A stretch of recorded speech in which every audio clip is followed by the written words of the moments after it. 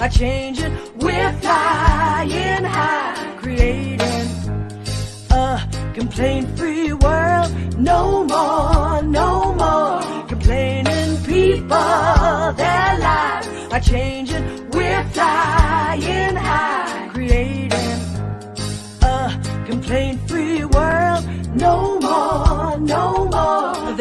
Today we're continuing our discussion about how to win friends and influence people by Dale Carnegie. And I realized that I learned some bad things when I was a kid, many bad things when it came to working with people.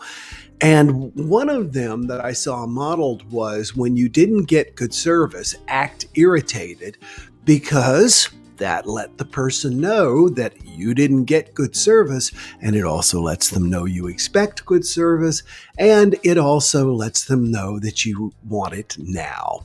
So a lot of that was conveyed in your irritation. So I was a fairly irritable guy with service people, to be very honest with you, most of my life.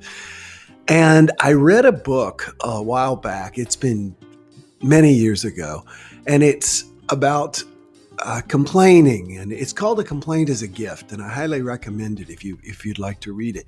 But one of the things that it talks about is it surveyed, and it actually looked at recordings and conversations of customer service people with people who had issues, people calling in, et cetera, et cetera. Everything from, their phone wasn't working to whatever. They didn't get the right product, et cetera, et cetera, et cetera. And what they discovered was that customer service people receive some of the most negative treatment of any people in any job anywhere.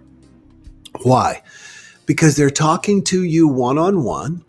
People tend to see the customer service person as not only working for the company, but a representative of the company.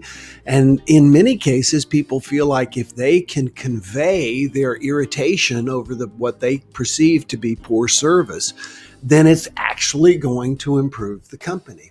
And so customer service people often feel really, really beat down. There's a huge turnover in it.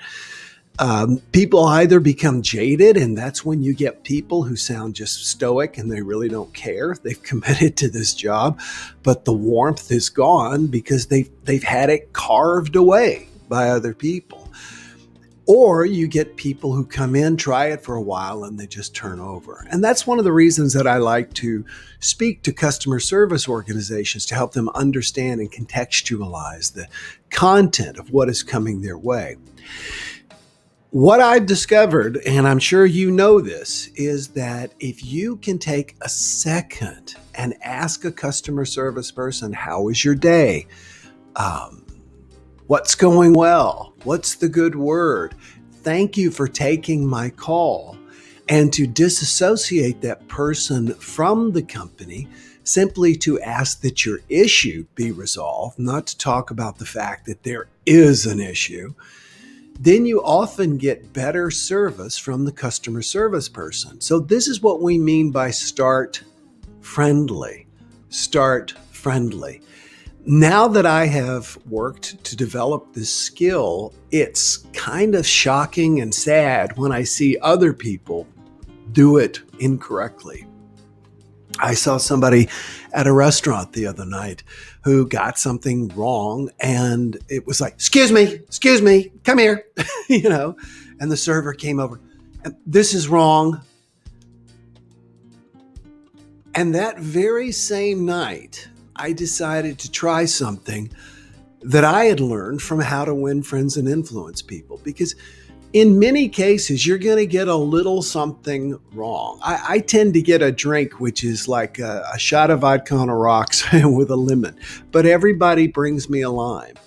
And it used to bother me because this has been my little drink for 40 years or since I've been old enough. And most people bring me a lime because that's the common way to do it. And I used to like this.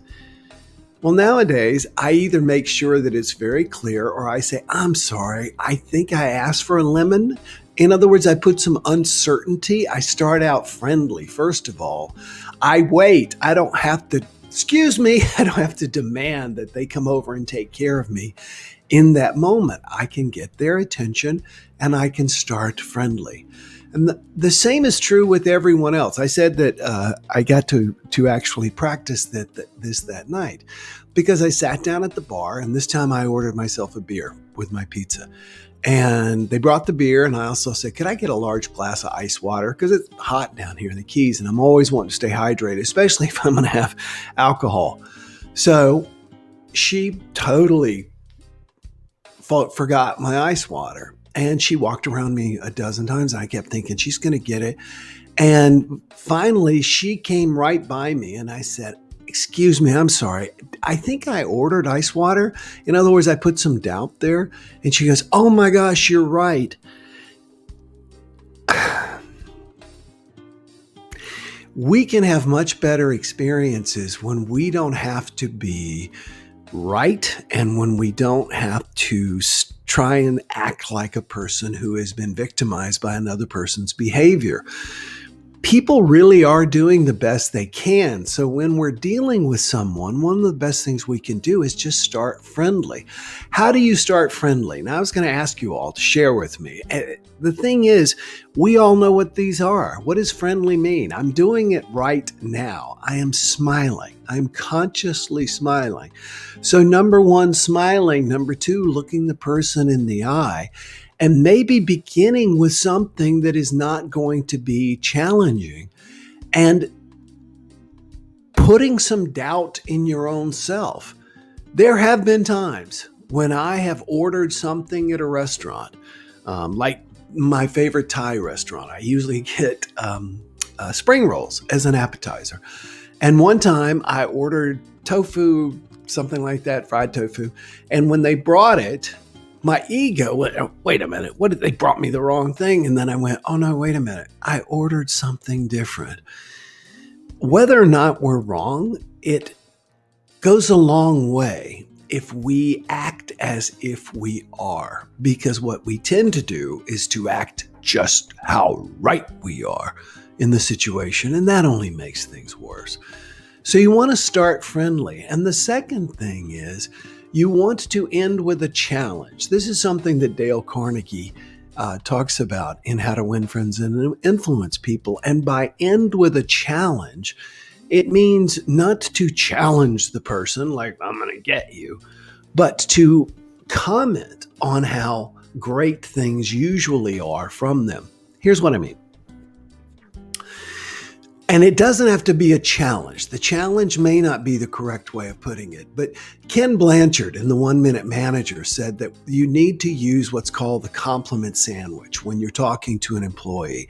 Compliment them on something specific they have done well, tell them something you would like them to improve, compliment them again. And the best compliment you can give is to say, and your work for everything else is truly fantastic. Give them a reputation to live up to, is the way Dale Carnegie puts it. End with a challenge by giving them a reputation. Pamela Jane O'Connor, I know, is watching right now as a teacher. We've got several of the teachers here, several teachers with us today. What you want to do is tell your students, and you usually do so fantastic. And what I appreciate about you is, and what I admire about you is. Don't just give them feedback for them to address. Give them a reputation that includes having already addressed that, and talk about how they have done so in the past. One of the things that I'm going to call it, I need a better name because people have said don't use that name. But let's say I call a major online retailer and there's an issue. Little things that I can do by saying, hope you're having a good day. Here's my challenge. Because I do want to get them on the phone and off as quick as I hope you're having a good day. How's your day going? Something like that shows some degree of indication, interest, start friendly. And then once they resolve it, say, I appreciate the fact that every time I call in, I'm only on hold for 2 minutes. Or I appreciate the fact that even though sometimes I have to hold to get someone at your company, you are always so friendly and so helpful. It goes, and I'm just using these as examples. What I want you to do is to do this with your family and your work. If you're having trouble getting someone to do something to help you out at work, begin friendly, make the request, and then give them a reputation to live up to. And you are always so responsive when I ask you to do things like that. I just want you to know I appreciate it. Now, don't be manipulative. You've got to mean it. The example I just gave you could come across as a bit manipulative. So today, I want you to start friendly. We all have challenging conversations that we have to have. They're important conversations. That's how we grow. And we need to remember that often when we walk in, I see this, school council, school board meetings and things like this. People walk in and they've got what's called telling tension. Telling tension means I need to tell you. I need to get into this. This is my need. I have what's called telling tension. And they are so loaded for bear with what they want to say that they forget that the other person is a human being, and they start friendly. They say, hey, thank you for listening to me. Let me just cover a few things here, if I may. And then at the end, saying something along the lines of, and I appreciate you hearing me and being so willing to consider what it is I have to say. That's inviting someone to end with a challenge and giving them a reputation to live up to. Give that a try today. It'll blow you away how much this will change your life. No more complaining people.